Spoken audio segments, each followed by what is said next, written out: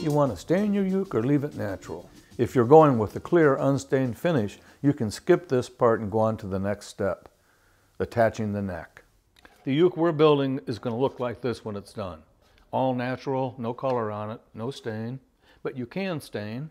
We stain these. It's water stain, color tone water stain, easy to use, easy to clean up.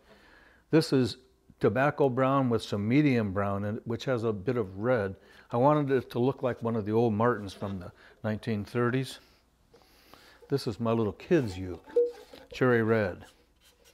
I didn't get it really dark, just a good controlled color, but I still like to see that flash of the green.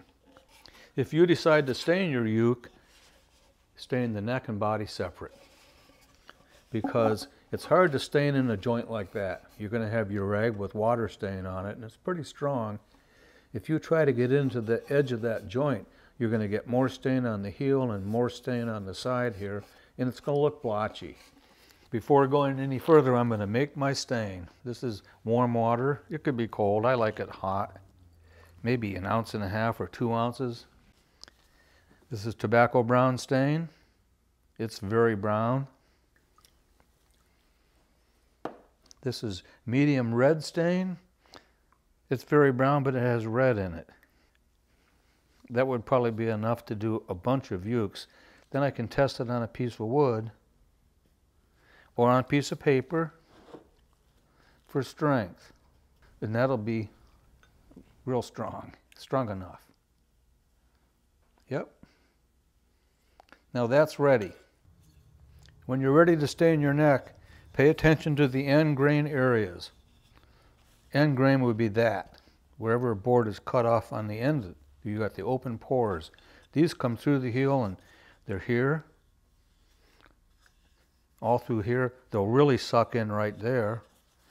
There's end grain here where that got cut, and that'll soak in more stain than this would. That's end grain. Those are the areas that you could overstain. So what I'm going to do is wet those areas with just plain water, no stain, right before I stain it. This is a piece of clean white cotton t-shirt, a ball of cotton in the center. I want to keep it there, and that's going to be my little wiping pad. But before I dip it and start to stain, I'm going to use a piece of paper towel, and I want to wet here, here, here, and here.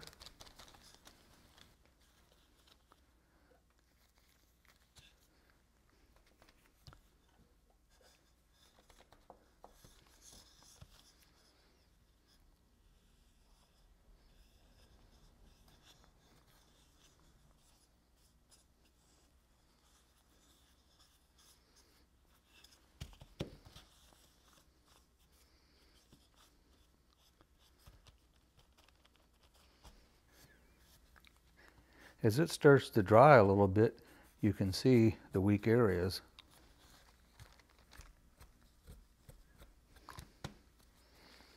You could go around the edges and sunburst it if you wanted to. You could highlight areas. You'll get more stain if you just dab it on. You always want to smooth it out afterwards and just keep moving.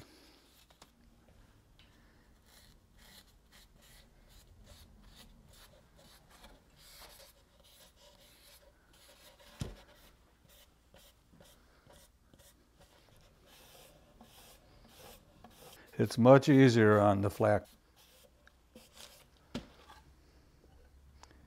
You'll notice I'm tamping this off on a paper towel so it's not soaking wet when I get on there.